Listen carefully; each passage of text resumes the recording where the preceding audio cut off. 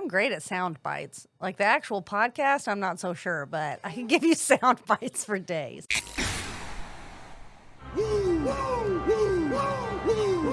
What? Did we just become best friends? Yeah! One is a t-shirt queen, and the other is an SEO and web developing ninja. And both of these squirrels are a little nuts. You're now listening to the More Gooder Ideas podcast, a show for the small business hustlers worldwide, encouraging you to be your most authentic self. This is the place where your whole story matters. Come for the tips and stay for the fun. Now, your hosts, Angie Patterson and Jay Smith. Okay, so why don't you tee us up with what we're going to talk about today? We're going to talk about small businesses. Wait for it. And things related to small businesses. Well, go for it. Let's see what we get. Let's see what kind of magic we just happened to stumble into. So how I interpreted what you wanted to talk about was small businesses that are local to us or that we're familiar with that are either doing something really unique or just something really right that should be pointed out and could maybe help our businesses or help our 1 million worldwide listeners. That's pretty much exactly what I was thinking. Okay, well, we'll see how good I did on the assignment afterwards. All right. I think you should start. You think I should start? Okay. So, and there are quite a few. Actually, I even started a blog series last year, and I even interviewed some of these business owners as I was getting started in marketing small businesses. So I don't want to, leave anybody out or anything like that. The first one that I want to bring up, and these are in no order of importance, would be Baes Bakery. BAESBAEKERY. They're a cookie shop, and Abigail and Griffin are the owners. They're two of the nicest, I call them kids because they're young. They're two of the nicest people I've ever met. And they're homespun, just like us with our small businesses. Abigail learned how to make cakes a couple of years ago and just continued honing her craft. And now they run really fun little cake workshops that you can, it's so awesome. Like, I have no business baking anything or decorating anything or being around anything baked or decorated unless I'm just devouring it. And I made a not horrible little Halloween cake last year. Aww. And Susan was there too. Hers was far more artistic than mine. I've got a picture of them somewhere. But it was so fun. And Abigail was a tremendous teacher. Like, I can't imagine, not only getting yourself in just a couple of years to where you're making award-winning cakes and making these large wedding cakes too, but also just being able to teach a class full of 20 people. I was an idiot, but super patient, was able to work the room. Griffin was just there, handing people more supplies as they needed and just keeping keeping little wine flowing and stuff. And it was a great time. They've recently expanded. Yay for so them. They started out in a small shop in Old Louisville, just north of the U of L campus, and we visited quite often. Matter of fact, we did one of our high school video shoots there where the students got to shoot everything about the bakery. We made them some videos and stuff for social media, and now they've recently moved to a larger location in Crescent Hill. So they're growing, they're on the move, and I think it's just, when I saw them in Old Louisville, and the few times we went in there, neighborhood people would come in. They warmly welcomed them all. They were the epitome of a neighborhood bakery. And now they're in Crescent Hill, which is also a very old area. So it's not just a commercial area or a strip mall. They're in a very old kind of Victorian house on Frankfort Avenue. And I just love everything they do. And baking it's a labor of love. It's the kind of thing where you can't just kind of make cookies and cakes and sell them as a commodity. You can, and there are bakeries in Louisville that do it, and they've been around for a long time. But that's why Baes Bakery resonates so well with me, because they are passionate about what they do. There's personality behind it, and it's just an awesome place. And they're building community. They are building community. And yeah, and that's a big deal. Being a woman-owned business is a big deal to Abigail. Staying local and supporting the local community. They're just awesome. It's interesting that you talked about the baking classes, because in a previous episode, something that you said that really stuck with me was talking about kind of building your confidence by teaching other people a skill you have. And after we recorded that, that really stuck with me, because it's important for yourself, but it's also important for your community, if you will, whether it's, a few people or a city. Sure. So I think that's really inspiring that, they're not just making things and selling them, but they're inviting people to be a part of the process. That's really cool. Yeah. Say their name again for the listeners. Bae's Bakery, BAE on both of those words. So it gives my ADHD a little bit of rage, but it's cool. I didn't name it. It's not mine. They make up for it with their baked goods. And by the way, they make these humongous cookies. We were just there yesterday morning, I think.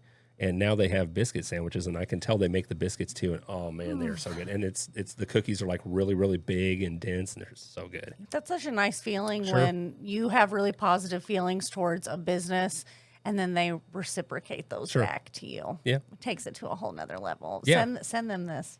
Well, maybe. I will. I mean, yeah. I mean, I wish nothing but. I mean, it's a locally owned business. It's a woman-owned business. It's they do everything right that I've seen. I want nothing but success for them and what they love doing. Maybe we could do like a tasting. Wait, hey, maybe we'll go do one of their cake classes and we'll do a live from it. That would be so much fun. That would be fun. I love that. That would be fun. Yay. Okay. Well, see if we can't wheedle our way into their fame. Hashtag Wheedlers.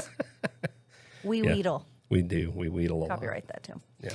So I have a lot of small business friends, but the first thing that came to mind was the Flea Off Market. They host vendor markets, and I've done a ton of their vendor markets. I have a really great time. They put on a great event. But they were the first people I thought of because they are very purpose-driven. They strive to be handicap accessible as much as they possibly can, which is really important to me because a lot of vendor events are not handicap accessible at all. Like in the second floor of a church. Yeah, or in the middle of a field with a gravel lot to park in. And again, nothing wrong with that. They're not 100% accessible all the time, but they really strive to be handicap accessible. And one of their main goals is fair commerce. Okay. So for the people that are selling and for the people that are buying, their events are always free to the customers.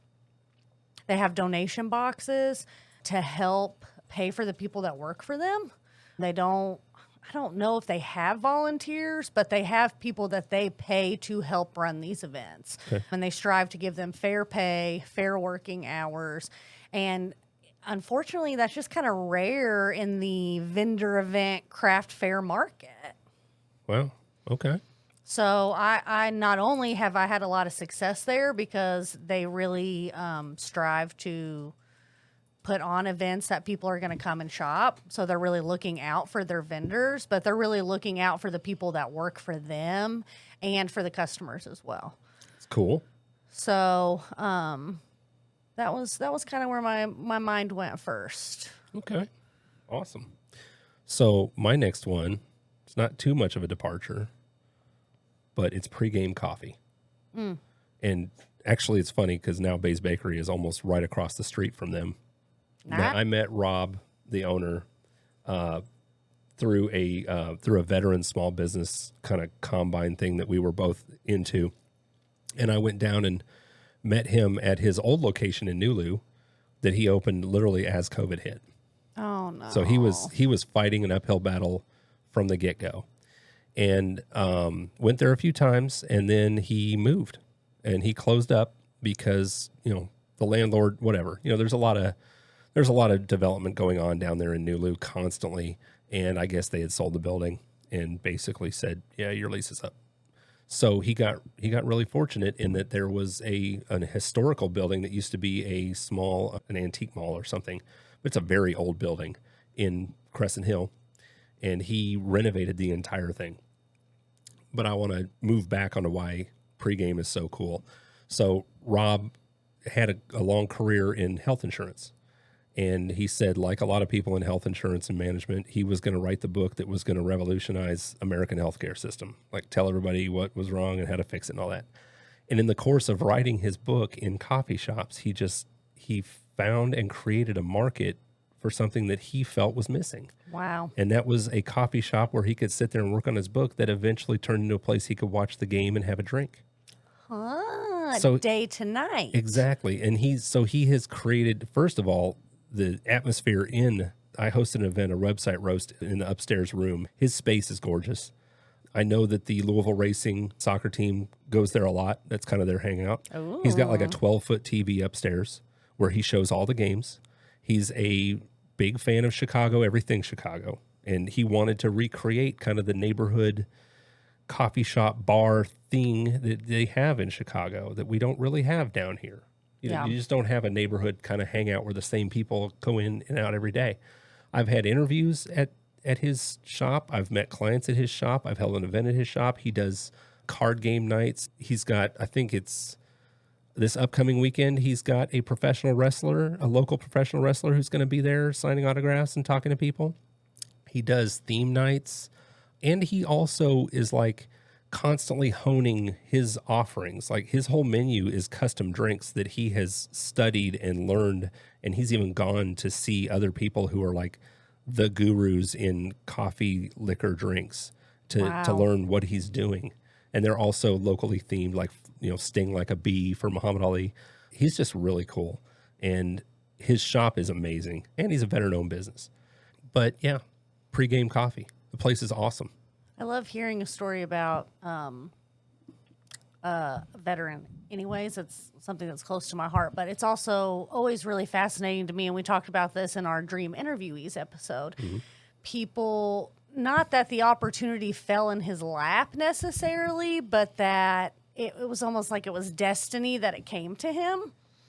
I think that's just so fascinating, and how many times has that happened to me and I missed it or something, Sure. So for him to see it and then seize the opportunity, I think that's really awesome. Absolutely. Is it my turn now? It's your turn. Okay. My next one is actually a bar. It is in New Albany, Indiana, and it is called Hugh E. Burr's. Okay. First name, Hugh, H-U-G-H, middle initial E, last name Burr, B-I-R. Okay. You can try and Google it, but they don't have any social media. Wow. The thing that made them on my list is we're always talking about being your authentic self. Mm-hmm. And this is, if you close your eyes and you imagine a hole in the wall throwback dive bar, mm-hmm. that is what they are. And they are never going to be anything else. And I think that is why they are so successful. Bar is about 50 years old, maybe older. The owner, Huey Burr, is a Marine veteran. Okay. And he kind of looks like a older, smaller country version of like one of the ZZ Top guys. Okay. He's got like the long beard. And on Friday and Saturday night, him and his buddies play old country rock. Yeah. There's something to be said about trying new things and innovating yourself, but there's also something about this is what works, this is what we are, and this is how we're always going to be. If you're in this area, I highly suggest you go on a Friday or Saturday night, grab a couple PBRs, sit at the bar, listen to them play. It takes you back to a better time. And it's... How old are you? Come on. Talking like... I mean, I guess that's the thing. That's when I was a kid and you like imagined a bar, or you saw a bar in a movie, like that's what you saw. Hey, when I was a kid, there were bars in Denny's. Really? Mm-hmm. When I was young in California, there was this giant, like a Castlewood door, all carved and ornate and huge and heavy. And the little sign, must be, I think it was 21. It might have even said 18 at the time. But yeah, there was a bar. Like I remember it in every Denny's. I don't know if it was in every Denny's. There probably still is one or two in California that have them. Wow. Yeah. Are you from California? That's where I was born, yeah. Oh, okay. Everybody says it like that. Like, I'll explain some shit. Yeah. That's awesome. Good call. All right. So my next one, a little unique. Ooh. In that there's nothing in this place for me to buy. It's not for me. Oh, okay. It's a women's retail store called Toonies Ooh. in Westport Village. Susan and I go there fairly often. We've been going there probably 2 years since we discovered it. Immediately, I just struck up a conversation because that's what I did as a web developer. You know, I'm always meeting the small business owner and kind of wheedling my way in and talking about their marketing and all that. And so impressed. It's run by a woman and her 2 daughters, and their social media is on point. They spend a lot of energy modeling clothes, putting it on social media to music. The one daughter that I talked to graduated with a degree in marketing and came back to Wow. help with the business. And they do just everything right in that store. I am such a ridiculous fanboy. Like, Susan thinks I'm flirting with them all the time because I'm like, ooh, you guys do this, and it's so good. Like, the last time we were there, and I had never noticed this before, and I know this isn't unique to them, but I just noticed that they were holding dressing rooms for people that were gathering up clothes, and they were writing their name in chalk on a little chalkboard on the front of the dressing room. Like, okay. But then as the women are in there trying on clothes, the 3 or 4 different people who work in the store are walking by. Everything going okay, Nicole? Everything going okay, Jackie? And it's 3 or 4 different people making those touch points. I'm like, God, that is so damn smart. Mm-hmm. The checkout desk is just 2 desks with a wide open side. So the people who work there are constantly drifting in and out, and just whoever's there happens to help. So throughout the store, which is a rather large space, and there's a bunch of different sections, you're constantly getting touch points with the different people who work there. And on many occasions, Susan's tried stuff on, and they're like, oh, that looks great, or that's not you. They're not trying to upsell anything. They are genuinely excited for the shoppers to find things that really work for them. That makes my little they're so retail cool. heart. For a store, it's not for me. For me to be just like blown away at all the small little touches. Their social media is well run, mainly because of consistency. Like, they show up in my feed every single day. We've been in the store while they are constantly switching out clothes and doing these kind of like a little fashion show with music kind of thing, where they're coming out and then they'll pop in little pictures of the earrings that they're wearing or the purse and the clothing. They go to these shows and buy, like, it's not stuff you can buy at other stores locally. They go to these trade shows and they buy stuff from designers and bring it back. So it's not anything you're going to find at other stores in Louisville, really. If I were to decide to open a retail store, I would go work there for free just to soak in the way they do things. I'm so impressed with the way they run that business. It would not surprise me at all to see them franchised out and see Toonies in other states in the next couple of years, because they just run that place so well. I hope they do, Me too. because If that's what they want. yeah. Yeah. I come from the world of retail, and that's what every major retailer is trying to fake, to be frank. They want that feel and they want that vibe, but they're not going to really be able to achieve it, right? So they're trying to fake it. They're trying to trick their customers into having that same feeling. And so it just warms my heart to hear about places that are really doing it. But it's a skill to run a retail where you are able to build personal connections, forge those relationships with that customer, whether they're there to try on one shirt or they're there shopping for 2 hours. And like I said, so many places are trying to fake it. They're trying everything to fake it. And I love to hear about that. You would love this place. Like, I want to go there and get a job now. I'm nothing but impressed with everything they do, and I would honestly, I think they could. So this will segue into another local business real quick. Leo Fonte's Coffee Shop. You love coffee. I do. No, I don't actually. Not really. I don't. Only when I'm cold or tired. So Leo, he's a fixture in coffee. He's been around the Louisville scene for a long time. He knows everything there is to know. He learned in Europe. He is legit. And he actually trains other up-and-coming coffee house purveyors on how to run a European-style coffee house. And Fancy. I think Toonies could do the same thing if they wanted to, because there are tons of smaller boutique retail shops in Louisville, and we've been to many of them. And, often it's just one person there. So they're not kind of the size of Toonies. I'd say there's probably 6 or 7 people working at any given time in the main store. And there's also an outlet around the corner that they put their off-season stuff for at discount. Wow. Yeah, and there's always at least 2 people working over there, and they are all so engaging. But I'll bet, Toonies could really charge and train people on how to run these businesses. Like, everything they do is really top-notch. It sounds like these ladies Oh, yeah. really understand the art form of instant engagement and instant building relationships and having honesty with your customers. And I don't know. I want to leave here and go straight there. So Just tell them Jay sent you, and if they don't know who I am, just say it's that idiot with the tattoos on his arms that won't leave you all alone because he's asking you all the questions. because he loves you guys Because so I'm a much. fanboy. I do have one more business. I have a lot of small business friends, right? So I'm not picking or choosing, but I could list a million businesses that I love. But my last one is KKP Boudoir. It is a lovely lady named Caitlin, and she's a photographer. She ran the pool party last Yes, Yeah, okay. that's part of the reason why she's on my list. So she does boudoir photography. I think she does lots of other kinds of photography too, but That's the coolest part. right. And that's how I got to know her. Actually met her at a vendor event, and she commissioned me to help with the pool party last year.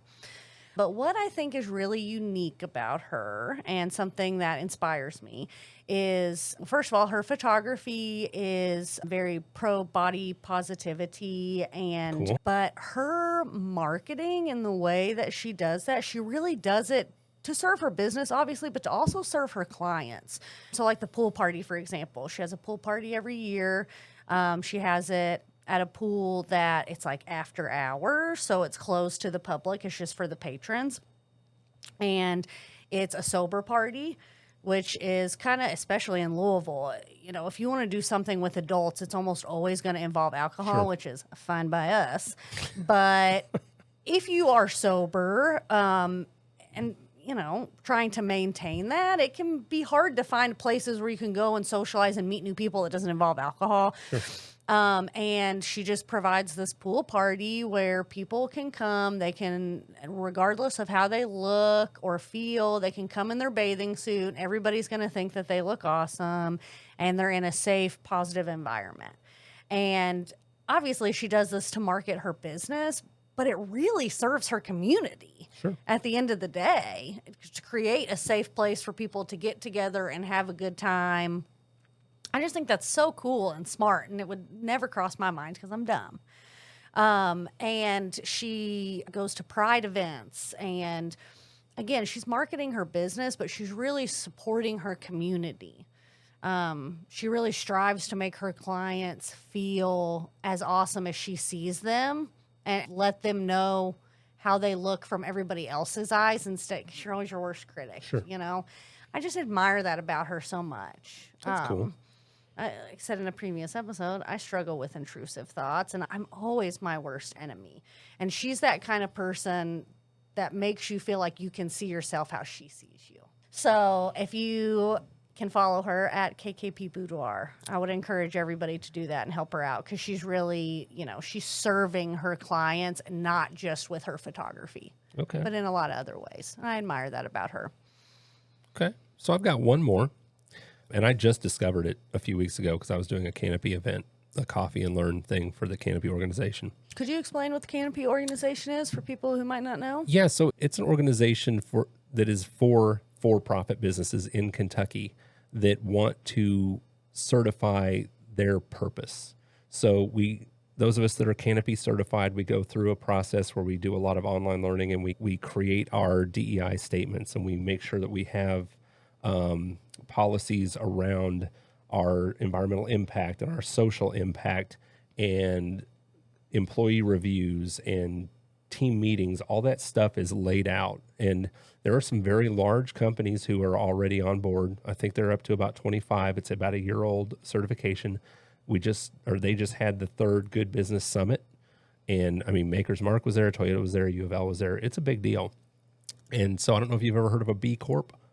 It's a much larger thing. It's a big certification that costs, you got to hire a consultant. It's a big deal. And it's for, large companies like Patagonia who want to certify their impact on society and the environment.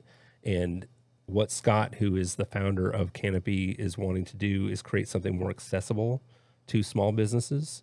So it's not near as expensive to do, and eventually wants to become a lobbying organization for small businesses in Kentucky. Wow. Yeah, so I'm a Root of Pie is a Canopy certified organization. Yes. And because I am a carnival barker and like hearing myself talk, I often go to their coffee and learns for potential new businesses and talk about my experience in getting certification. Cool. This last one was at a newly developed building at 9th and Main, and it's part of an organization called West of 9th that is trying to build up and put entertainment and good places to go west of 9th in Louisville. Well over 40% of the population in Louisville is still living in the West End, which is not well developed. And the coffee shop downstairs in this building, which is right next to 64, is called Black Coffee. And I believe they may have trained with Leo Fonte as well. You can kind of tell the markers in there. Beautiful little coffee shop. Actually, it's not that little. Great food, great atmosphere, great coffee drinks, and I like their whole vibe. And their social media is pretty good too. They're very active on social media. And what really I love about Black Coffee is it's kind of like the vanguard in this movement to really expand the nice things about downtown Nulu, that area, and push them west of 9th and create fun and entertaining and destination places for people to go in Louisville that doesn't end right there at 64. And that's why I really like Black Coffee, because it's kind of like the first stone in that salvo, and it's only going to grow, I think. Yeah. Would you say, for those who are familiar with the West End of Louisville, would you say that they're trying to do that in a way that doesn't move the people and the culture of the West End Oh, out? absolutely. Yeah. I met the young lady who's kind of spearheading that effort, Janetta Roberts, I believe is her name. And she's a real estate developer. So she's being very intentional. So she has that 2-story building there that Black Coffee's in the ground floor of. Upstairs, there's a organization called Amped that is a technology training space for people who don't have the access to those resources everywhere else. There's a couple of other organizations, and she's very, very intentional about who occupies those spaces in that building. There's a medical services company that's in there. So from what I've seen, this is not a gentrification project. This is taking the culture that's already there and providing them kind of the awesomeness that we take for granted throughout the rest of downtown. And That's awesome. Yeah. I love to hear that. Yeah. That really warms my heart. There's a ton of opportunity. I've worked with another lady who owns a staffing company, Tryman Solutions, Sean Spencer. She's also involved in that. She's working on a community grocery. There's a lot of activity going on. There's also a organization called One West that's already, I think, up to $10 million in funding. And Wow. I'm not sure what their ultimate benchmark is, but I looked at their information, and this initiative has already borne fruit. I think it was in Charlotte with the same woman who ran it in Charlotte. So I think in the next 10, 15, and 20 years, the West End is really going to be something exciting. It makes me happy that people are trying to not just go in and build a bunch of fancy stuff for people with money. They're really trying to build on top of the culture and the history of that area. So I think that's really cool. What I would like to say, though, is if you are somebody who likes to read, find a local bookstore. Seek out a small business that you haven't spent money at before and check them out. And if they suck, that's on them. But you've done your good deed. All right. So this week we discussed some Louisville local small businesses that we really get down with. If you have a local business in the Louisville, Southern Indiana area that you want us to check out and talk about on the podcast, Okay. comment on our YouTube video or on Instagram at More Gooder Ideas, Facebook, the More Gooder Ideas podcast. And I'm Angie Patterson. And I'm Jay Smith. Bye. Bye. I am getting really good at that. Yeah, you are. That's your job now.